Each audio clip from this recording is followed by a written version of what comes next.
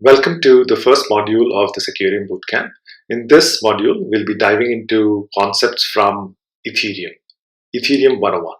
But before I dive in, I want to step back and provide the context for the format that we're going to use in all the modules of this bootcamp. All these modules, the content that that's going to be shared with you, the videos will be following what is known as a checklist-based approach. This is something that I've written about, talked about. This essentially means that all these concepts will be provided in an itemized manner. So when we say Ethereum 101, we are really talking about a checklist of 101 concepts provided in in an itemized format, right? So we'll be talking about each of those concepts, and this checklist-based approach has many advantages. It's easy to refer to, it's easy to discuss. It's also known to be very conducive to remembering and recollecting. So that is something that you will see repeatedly across all the content that we're going to be using in this bootcamp. I also wanted to set the expectations for the content. This is something that you will see during the bootcamp is we have a lot of ground to cover. Be it Ethereum, be it Solidity, be it security, be it auditing. We are looking at research and best practices that have been brought together over decades. Ethereum has been researched and developed over the last 8+ years. And then when you look at Solidity, the same thing. Security and auditing span decades of work. So it's really not going to be practical to deep dive into each of those concepts during these videos or in the content provided. But there will be a lot of references provided. So feel free to dive into the details as much as you can in your own time. But we will be discussing all this to the greatest extent possible in the various forums during the bootcamp. So that is the expectation that I wanted to level set. And this is also a bootcamp where a lot of you are coming from different backgrounds with different levels of expertise in each of these concepts. So there might be concepts that you're already familiar with. Feel free to skip them or skim them. And if there are concepts that you're not familiar with, say in cryptography or in Solidity, take your own time, spend a little more time on them, and try to make sure that you catch up to the extent possible so that you actually follow through the various concepts during the rest of the bootcamp. So with that, let's dive into Ethereum 101.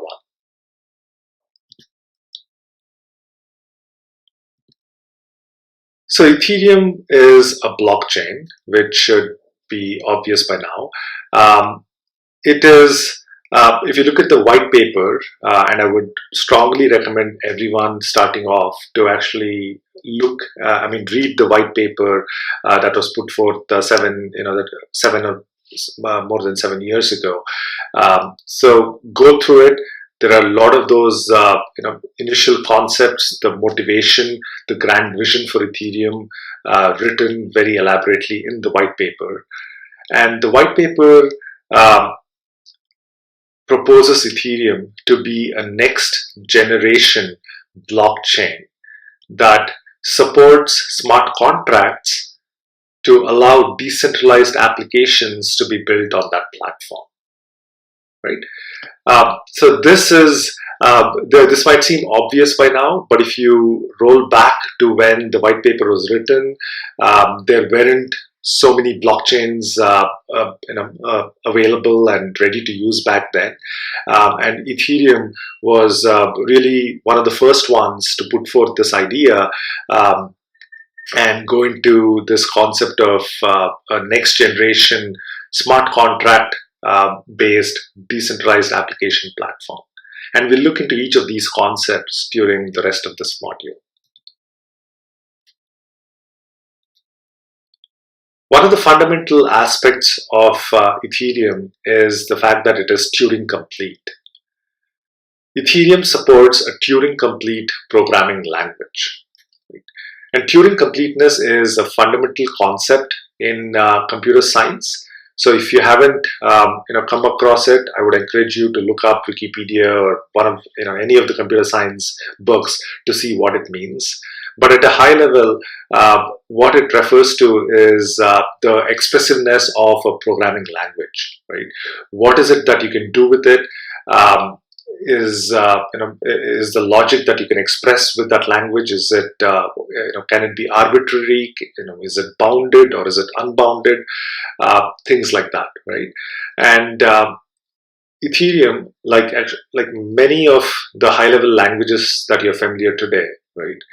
Be it C, C++, Java, Python, Rust, Golang, all these languages are Turing complete. So Ethereum also supports a Turing complete programming language, and therefore is expressive enough in arbitrary and unbounded ways. And this is very powerful, and we'll see how this affects the design and security aspects. So smart contracts written on Ethereum are Turing complete because of this, and these smart contracts lend themselves to decentralized applications. And what this really means is that these smart contracts and applications can really encode arbitrary rules over arbitrary states. So these states can be read and written using these rules, and this really contributes to what is known as a state transition. And if you're familiar with finite state automatons from computer science, this is what it really is, right? So you have a state, a rule is applied to that state, it reads the state and modifies the state and takes it from state to state prime. This is sort of the formalization. So this is sort of a fundamental state transition rule, and this can be done with the Turing complete programming language in arbitrary ways without any constraints on it. So any state, any rule allows Ethereum to really support any application on it without any artificial constraints coming from the programming language or the platform.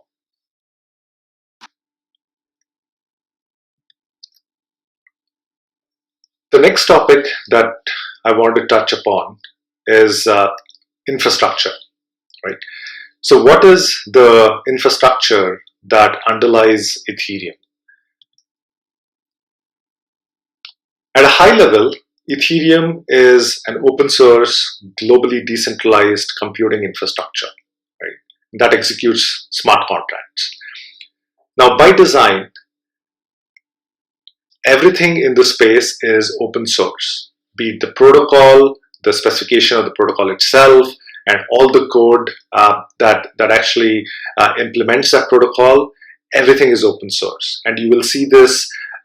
You will see this with the smart contracts and the rest of the software infrastructure that is used and that's developed. Is that by design, the expectation is that everything is open source, right? So everything is transparent. This is something we'll get back to again, and this has big implications to security, as you can imagine, and we'll be covering and talking about it more later on. So it's a blockchain. Ethereum is a blockchain, and it's used to store the state, the various state from the smart contracts. It is used to store that, and given that it's a blockchain, it's decentralized. So there are many nodes that all have to agree upon and that all have to synchronize the global state, or the single view that everybody agrees on and works with, right? So that is another, that's probably the biggest part of the infrastructure, is that it is a blockchain with this global state, right? And then there is a native currency in Ethereum. It's called Ether, and it's used to meter to measure the amount of resources that is being used when smart contracts run, and it's used to constrain how long and how much resources they use up, right? And this becomes important. It ties into the Turing completeness, which we'll talk about very shortly.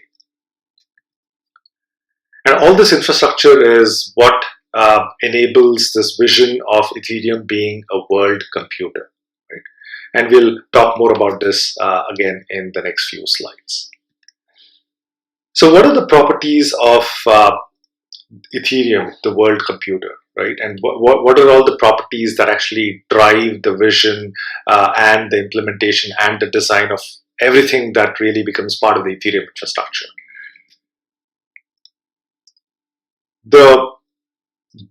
The fundamental property that drives this vision is that of the applications being permissionless. What does that mean? What it means is that if somebody were to build any part of the infrastructure for Ethereum, if you're building the protocol, if you're building the Ethereum client, if you're building smart contracts, then anyone can really build it without permission from any centralized entity within Ethereum, right? You can build it, all the tools are open source, everything really ties in. It's open source, so you can actually look at it, you can extend it, and you can also deploy it without anybody's permission.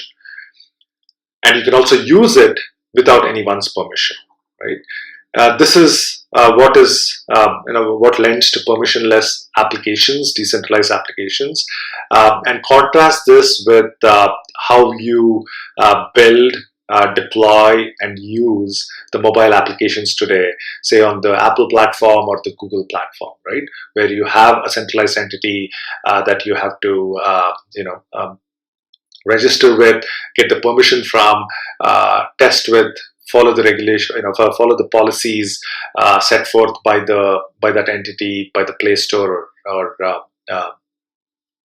Apple Store, and then deploy it, and then there are certain ways in which you can use it as well, right? So we'll talk more about this contrast between Ethereum or broadly the Web3 space and the current existing Web2 space, and this is a key aspect of permissionless interaction, development, innovation, right?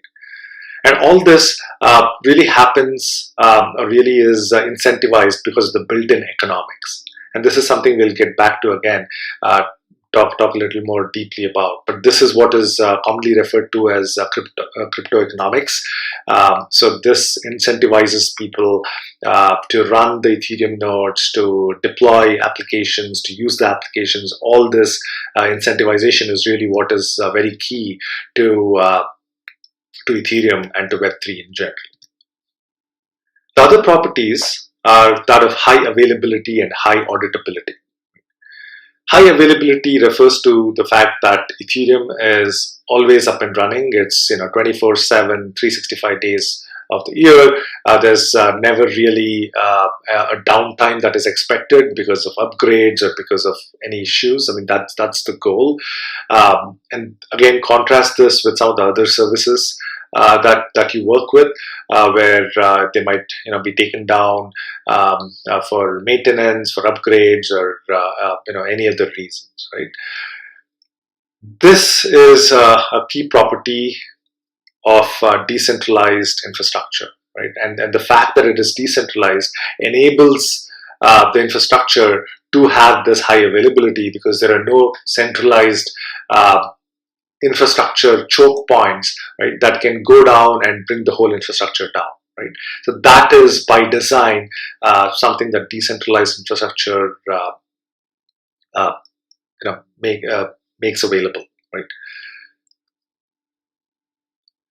High auditability really refers to the fact that everything that happens on Ethereum, everything that happens on the blockchain is auditable.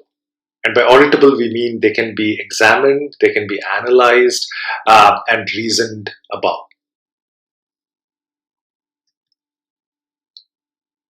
This lends itself to high degree of transparency, right? So there's, by design, everything is meant to be very transparent, be it the source code, be it the design of the protocols, be it the transactions that interact with it. So nothing is meant to be proprietary and behind paywalls, or in a way that you really cannot reason about the security or the transparency aspects of it. That's at least the high level design goal, right? And all these properties really lend itself, make the platform, make everything that's built on the platform highly neutral, and we'll see more about this as to how decentralization really contributes to this neutrality, because there's really no centralized entity that can change the availability, auditability, or transparency aspects of the platform or applications built on top of it, right? So that's these are some of the key properties, and all these again lend itself to a very high degree of censorship resistance. Yeah, and this is again something you're familiar with, in existing platforms. If an app or a website or anything else does not subscribe itself to the compliance aspects of the platform or any other entity, then it might be deplatformed, right? It can be taken away from the platform at any time by the entity that is controlling that platform. And there are many stories of this, being done extremely wrong. There have been accidents where, unintentionally some of these apps are taken down because they fit into some larger category of app or type of applications that were being deplatformed or that were being removed from the platform. So there are many aspects of this from a censorship perspective, and Ethereum and decentralized applications, blockchains in general, make this hard to do, very hard to do at a platform level, right? So this property of censorship resistance is again a very critical one, and in some of the applications, let's say the financial ones, this leads to what is known as lowering the counterparty risk. The party that you're interacting with, be it the platform, be it the application on top of it, or the logic, there is always a risk that is associated with it. And because of these properties of transparency, neutrality, censorship resistance, that risk is much, much lower. So none of this is black or white. They're all on a spectrum, and we're really progressing. We're really going towards what is known as progressive decentralization, where some of these properties might not be completely there yet. There might be elements of centralization that over time, by design, are removed, so that we reach a point where these applications or platforms are completely decentralized, with no single entity or single or groups of entity that can really manipulate that platform and abuse it, right? So that is where we are headed towards.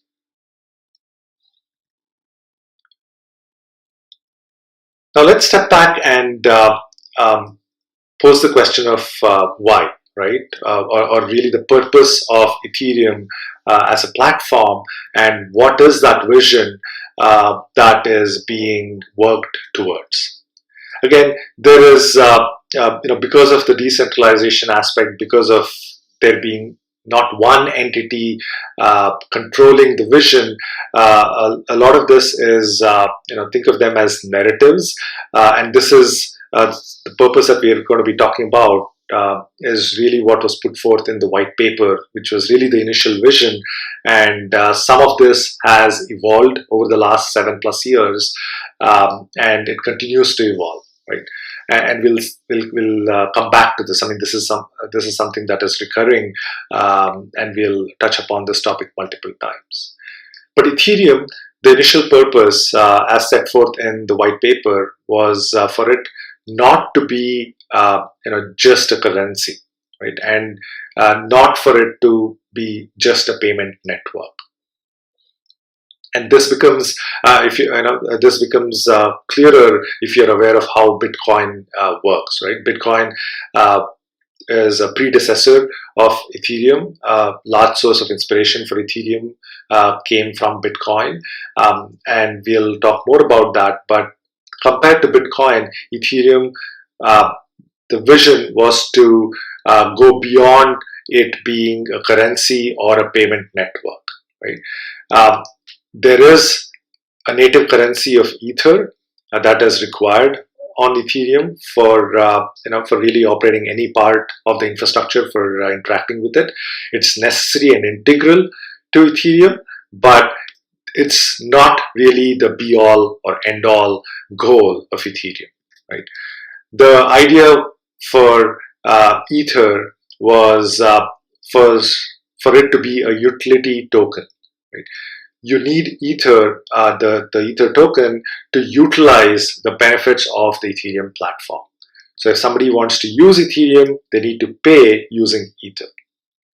So this is the high-level purpose. And if you've been around the space, you've been reading about Ethereum, you'll see that there are narratives of Ethereum or Ether being store of value, medium of exchange, or a digital gold, or a world computer, productive assets, things like that, right? So these are all the narratives that are being discussed in the community, that people think of Ethereum or Ether in different ways, and we see its usage along all these narratives, and some of it is changing as well, right? Something to pay attention to.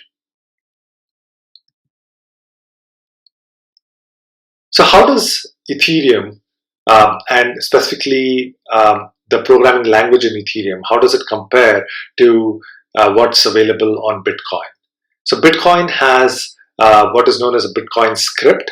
It is a scripting language. It's intentionally by design limited. Script really allows evaluation of spending conditions that evaluate to true or false, and that's really what is required for Bitcoin and what it's supposed to do. But when you look at Ethereum, Ethereum supports a virtual machine known as EVM, Ethereum Virtual Machine, and by design, it is meant to be a general purpose programming language. It's Turing complete. We talked about this, which means it allows smart contracts written on Ethereum to be, not bounded by the expressiveness of the language. So the smart contracts can be arbitrary in nature. They can encode arbitrary state. They can encode arbitrary rules, and they can be unbounded in their complexity and expressiveness. So that is a key differentiating feature of Ethereum's power, expressiveness, when compared to Bitcoin. Now, how does Ethereum compare to Bitcoin as a blockchain? Bitcoin as a blockchain, like I said, is a predecessor, right? It came about in 2008, 2009, and by design, the Bitcoin blockchain really focuses on the ownership of Bitcoins. It's really the ownership of these coins that the consensus of the blockchain is trying to look at, and nothing else, right? So all these state transitions really track the transfer of Bitcoins. And in the case of Bitcoins, they're referred to as UTXOs, unspent transaction outputs. And that is what the entire blockchain, all the operations, all the states, the state transitions really focus on. Compared to that, the Ethereum blockchain is working on, or is focusing on by design, general purpose state, right?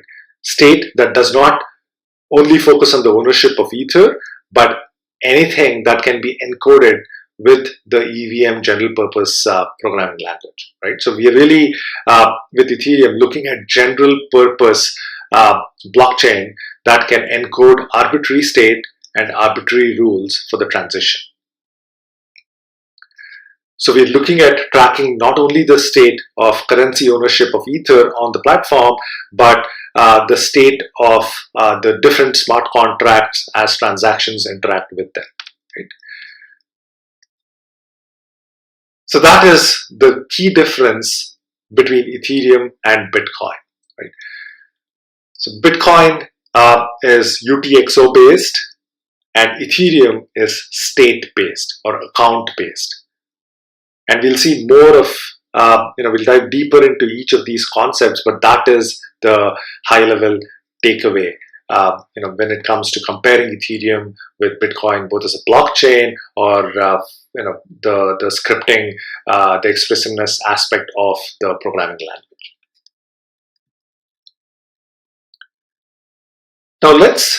Now let's look at what are the core components of Ethereum.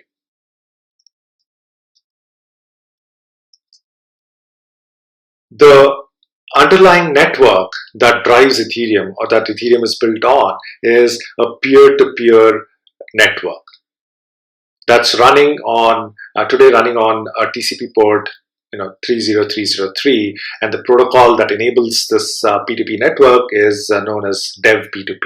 Right? So if you step back and think about the networks that we use today, we still use the entire stack, the TCP/IP stack, but the paradigm that we're used to is really built around this concept of clients and servers. The laptops, desktops, the smartphones, the IoT gadgets that we use are all really the clients that are talking to servers sitting in the cloud on AWS or any of the application platforms that you're interacting with. Right? So compared to that, the key change when it comes to Ethereum is that the underlying network is all peer-to-peer. There are no clients and servers. They're all peers that are exchanging messages at that layer. And we'll talk a bit more about this in the coming slides. And on this network, we have transactions that have this notion of a sender, a receiving entity, a recipient, transferring some value and transferring some data. And on top of that, there is this abstraction of a state machine that is driven by the Ethereum virtual machine, really everything runs on that machine. And when it comes to programming that machine, there are high-level languages, HLLs, that that programmers and developers work with. And the most common one is, most widely used one is Solidity. And this is something we'll dive much deeper into in the bootcamp. But this is what developers work with. They program with the Solidity programming language, and that is converted into EVM instructions, machine code, machine language instructions, and that machine language instructions is referred to as bytecode. Right? We'll look more into each of these, but these are some of the high-level core components that power Ethereum. And when you look at what data structures are used within Ethereum, there are many data structures used for those coming from a CS background. You have arrays, you have lists, you have the basic value types, you have reference types, and in the case of this is all within Solidity. But then if you look at Ethereum, if you look at the data structures that are used within the Ethereum protocol itself, there are many of the common ones, but then there is one specific or special data structure known as the Merkle-Patricia tree that is used to to optimize the way that Ethereum handles some of the state that is used within the context of the blockchain, right? And we'll touch upon some of these later again, but these are some of the high-level core components used within the Ethereum blockchain. And there are more core components, right? One of the critical ones, perhaps the most critical one, is the consensus algorithm. Why do we need this? If you see how a blockchain works, there are many nodes within a blockchain, right? And these are all peer-to-peer nodes. They're all talking to each other, and they're trying to agree upon what is the global state. Each of them has a local state. The transactions that come in, the blocks that are trying to be formed with those transactions, that's a local state. But then everyone on the Ethereum blockchain should agree upon what is the one canonical blockchain that will be used in future. So this is agreed upon by what is known as a consensus algorithm. And in the case of Ethereum, the consensus algorithm used is the Nakamoto consensus. And this is the same one that is used by Bitcoin as well. And it's based upon the proof, what is known as a proof of work, POW. And proof of work is, we'll dive more into this, but proof of work is really used to determine which entity on the Ethereum blockchain gets to add the next block. And this is really used as a form of Sybil resistance. If you're not familiar with that, please look it up. We'll share some references as well. But the proof of work is really what drives the Nakamoto consensus, and the consensus algorithm determines which is the longest chain so far, and all the nodes or the node that is chosen to add the next block to the existing canonical blockchain really adds that to the existing longest chain and builds upon that. Right. So this is how a blockchain grows in state. A new block is added, and we'll see a bit more about that in some of the details in the forthcoming slides as well.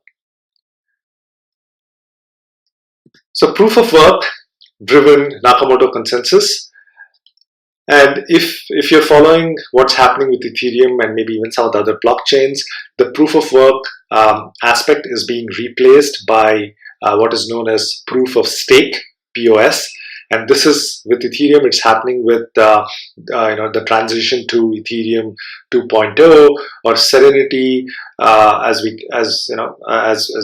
been calling it.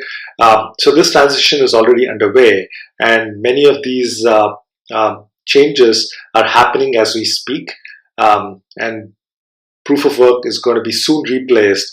I think by the end of this year is the target, with the proof of stake. So fundamental changes to the Ethereum protocol happening as we speak. And why is this important? From a security perspective, this is something critical to the economic security of a blockchain. Right? What makes the blockchain resistant to attacks from any of the untrusted parties operating the infrastructure or operating on it? So that's the crypto economic security aspect, and proof of work is really what provides that economic security. And there's this concept of 51% attack. So look it up if you aren't aware of what that is. If 51% of the participating entities collude, then they can actually go back and change the state and the transitions that have been encoded into the blockchain in the past. And this breaks the key property of immutability of a blockchain. Right. So this is very, very critical. Maybe we won't talk more about the economic security because it's really focused. The bootcamp is really focused on smart contract security. But I would really encourage you all to look at this aspect if you're not aware already, because this is something very fundamental to the security of Ethereum and really any blockchain out there. So the protocol itself the consensus algorithms, data structures, all these core components are implemented within what are known as Ethereum clients, right? I mean, if anyone is running an Ethereum node, they're really using one of these Ethereum clients that have been built by multiple teams around the world. And the most popular ones are the ones listed here: Geth, Aragon, Nethermind, Open Ethereum, and a few others as well. So there have been a lot of transitions and changes. Some of the clients have been under development, and some of them are way more popular. Geth, I think, is the most popular, with more than 80% of the running nodes using Geth. But then with the design goal or motivation of diversity, other clients are being supported as well and being developed as well. So this is very, very critical to the diversity and the decentralization of Ethereum. So I would encourage you to take a look if you're interested in this aspect. Dive into it. All these clients are open source, so you can really go and examine the client code and maybe even contribute to it. So that's something that's very interesting.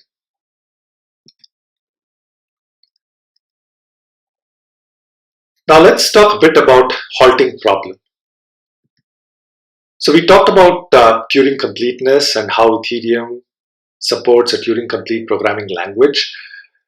And this is fantastic, but then it also lends itself to a fundamental problem in computer science, something that's goes decades back in the computer science literature, and that was actually put forth by Alan Turing, is this aspect of halting problem, right?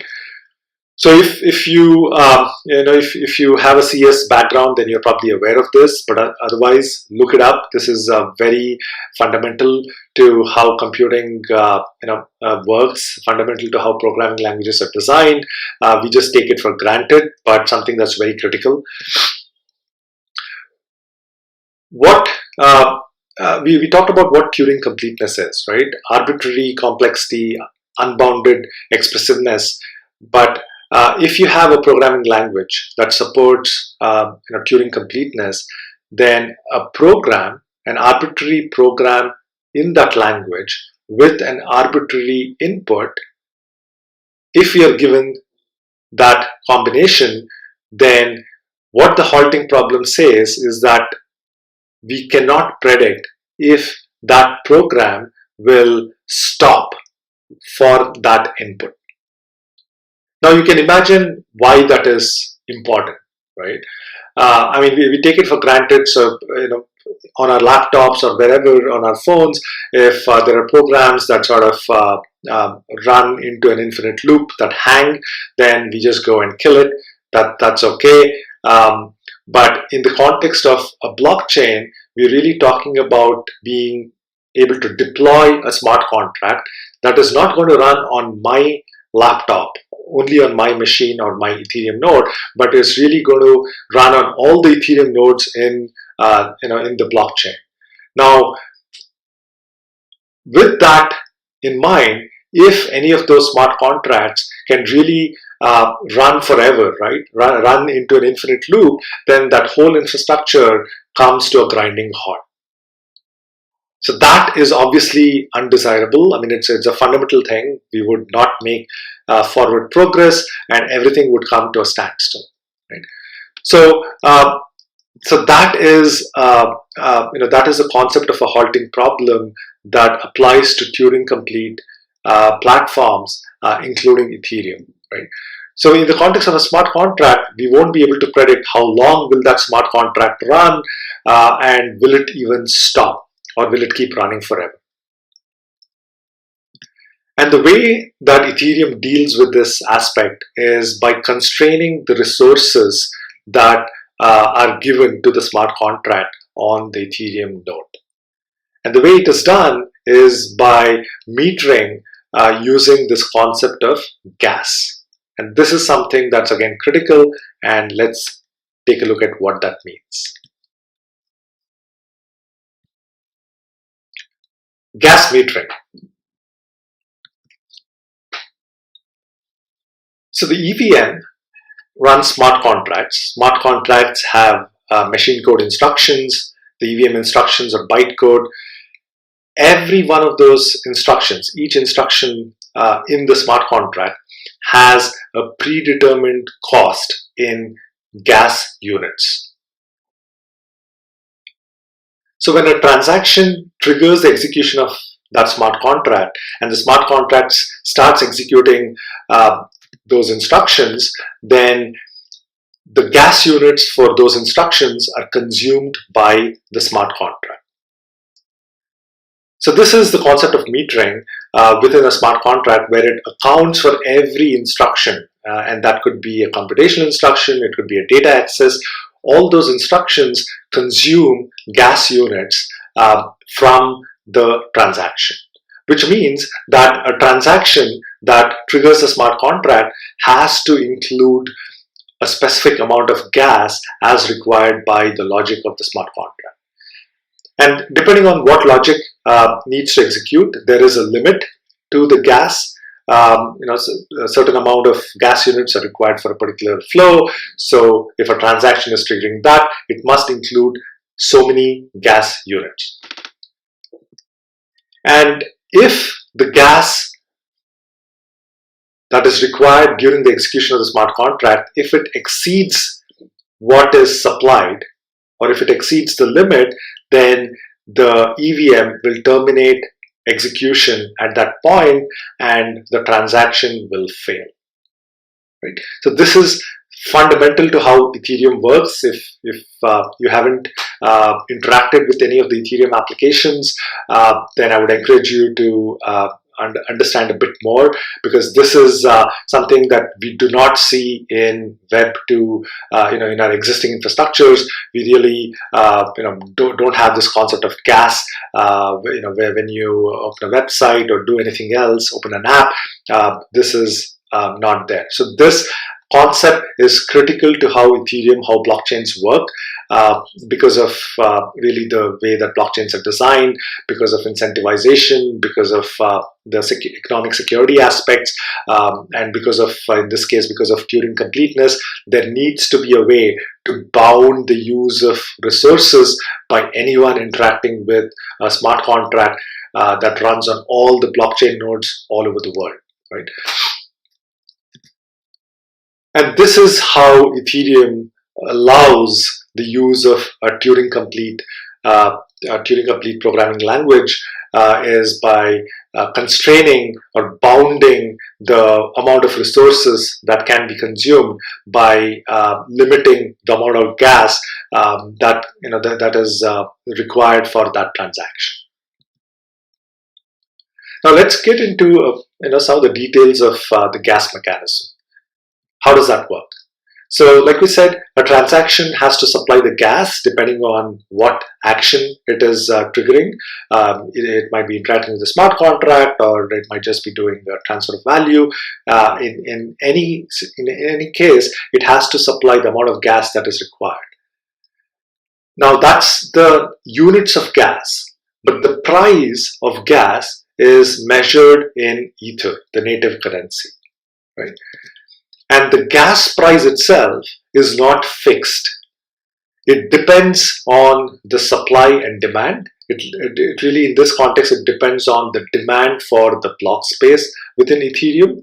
And if there are many applications, many smart contracts, many users competing for that block space, then the gas price can go really, really high. And we'll talk a bit more about the gas mechanics of how this gas price is set, who sets it a little later, but it's not fixed. So the key point here is that there is a concept of the gas units, and then each unit has a certain gas price which is not fixed. And the analogy that is commonly used is that of an automobile, which requires gas or petrol. So you put in the gas or the petrol, you put in, let's say, a liter or a gallon, and with that you're able to drive so many kilometers or miles. So that is the equivalent of the gas units in Ethereum, which allows you to run a transaction, a certain number of instructions within the smart contract based on the amount of gas you supply. But the gas price, similar to the price that you pay for gas in gas stations, petrol bunks, is different. Depends on the supply and demand and other aspects of the supply chain. Similarly, in the case of Ethereum, we pay a different gas price, right? And it really depends on supply and demand. So that's the takeaway here. So take a look at this, spend some more time. This can be confusing initially, this concept of gas units, gas price, but it's really critical to how Ethereum works. And as we speak, I know some of these, there are some changes to how the gas mechanism works in Ethereum that is being that's being put forth, or that have actually been put forth in the past few months. So if you have taken a look at EIP 1559, it changes the way gas works within Ethereum, right? So that's again out of scope for the level of depth that we want to cover here, but I would encourage you to take a look at it and understand it a bit more if you're interested. So gas, one needs to purchase gas, right? And this is purchased really by purchasing Ether, the native currency in which the gas price is measured on Ethereum. And a transaction requires gas, and if it exceeds exceeds the amount of gas consumed during the transaction exceeds the amount of gas that is supplied, then the transaction fails. But if there is more gas than what is required that is supplied as part of the transaction, then the remaining gas is sent back as part of the protocol, sent back to the sender who executed the transaction. Right. So this is really fascinating. It's really what underpins how Ethereum works. So feel free to take a deeper look at this.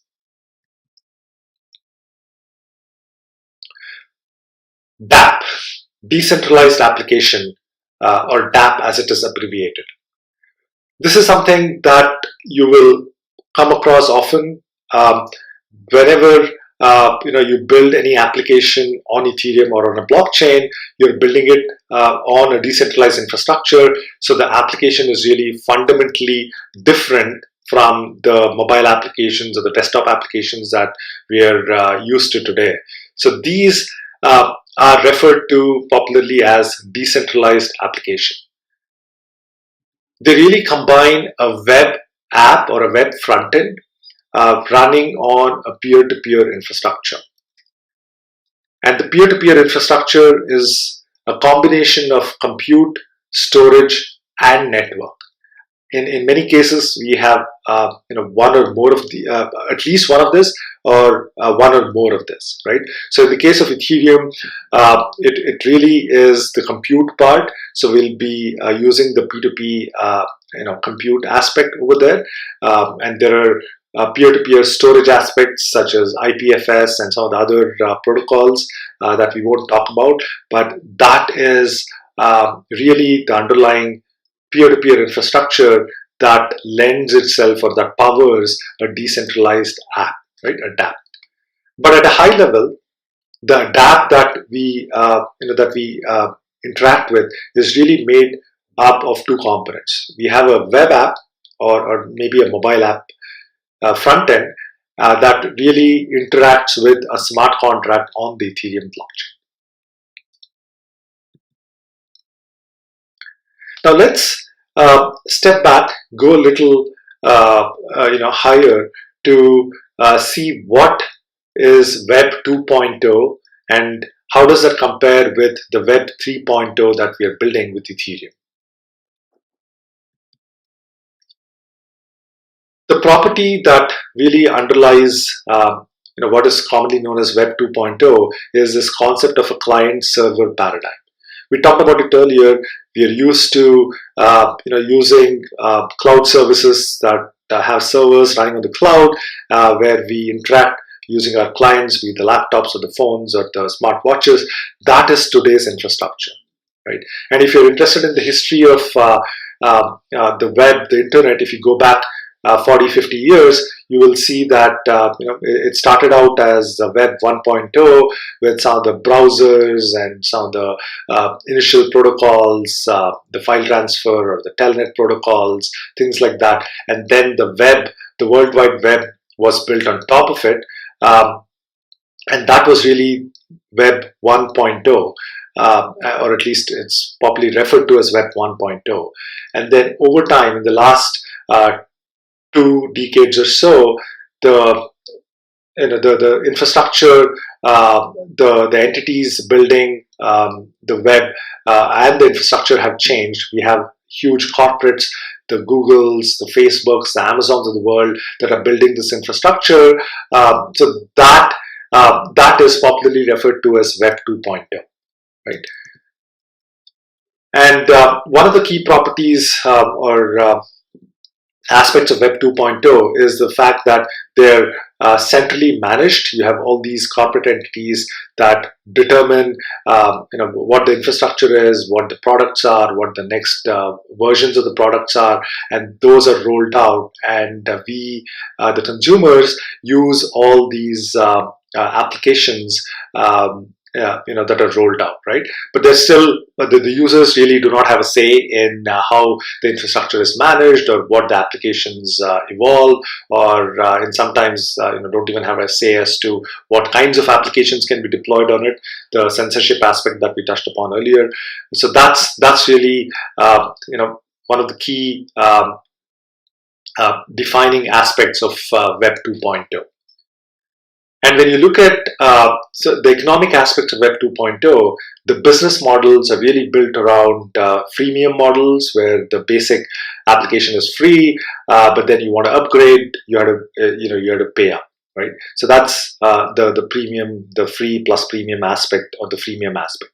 But a lot of the business models, if you look at Google and Facebook especially, they're built around advertising, right? Where the product is really free, the user is the product, and the interactions, the data that the user shares with those platforms is really monetized in the form of advertisements, right? That are being delivered to the user. So this is something that we've just got used to. We don't even really pay attention to. We have been in some way desensitized to these business models that has been talked about. I mean, the negative aspects of it, the negative impacts have been talked about, right? So this is something that Web 3.0 is trying to get away from, right? It's trying to go back to the original vision of the web, which was to, for it to be completely decentralized, completely peer-to-peer, where there are no centralized entities that can dictate what can be done on the platform, what can be deployed, or who can use it, all these concepts that we talked about. So that is the vision that Web 3.0 is really driving towards. And this is in compute, it is in storage, it is in network, all these three critical aspects of the infrastructure. So this is really what decentralized Web 3.0, where Ethereum is headed towards. Now, when you look at the business models, if everything is decentralized, and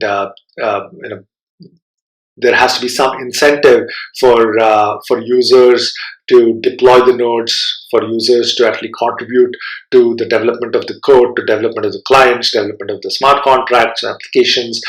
So this is driven by what is known as incentivized participation, right? So this goes back to the concept of crypto economics.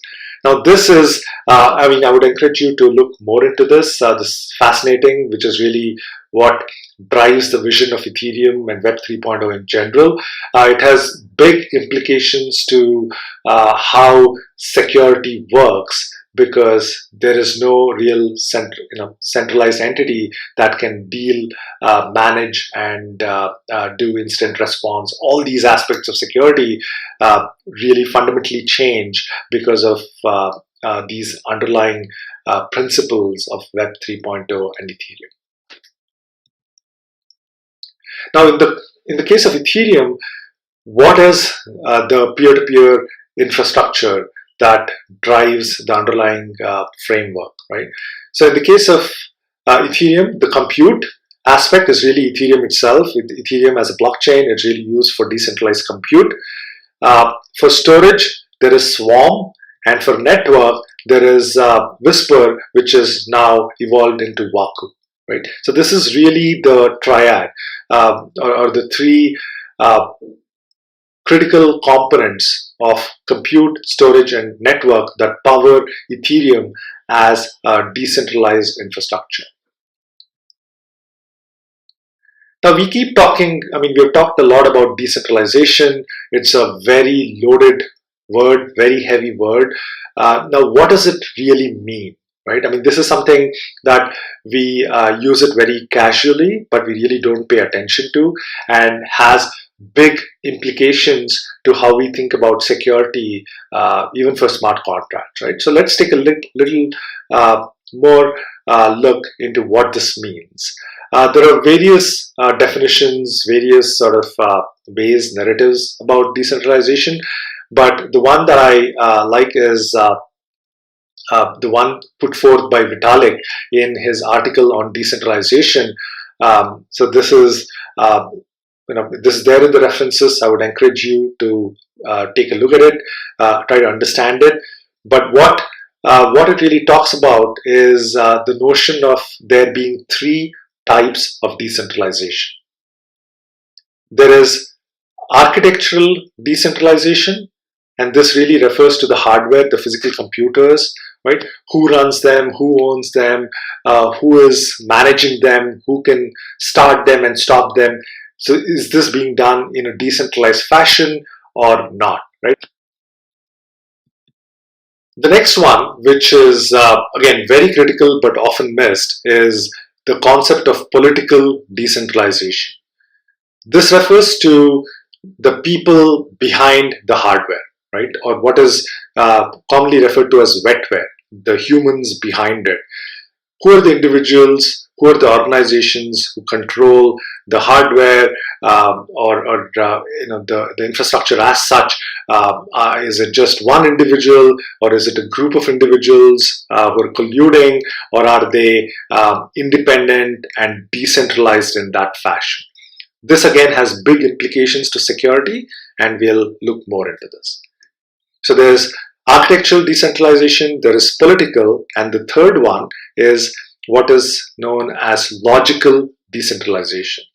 This refers to the software aspects, the data structures that are used in the software, that are used to build out the application, be it the framework itself, be it Ethereum, the code, the protocol itself, the data structures in it, or the smart contracts or any other software that runs in that stack. Is that decentralized? Is it one monolithic entity that cannot be split apart and used in a decentralized fashion, or can it be done so, right? So these are three very interesting ways to think about decentralization when it comes to Ethereum or anything that is built on top of Ethereum and has security implications, like I said. Let's take a deeper look at the native currency, and this is Ether, as we talked about. Now, Ether is it's not indivisible. It is actually divisible and divisible up to 18 decimals, right?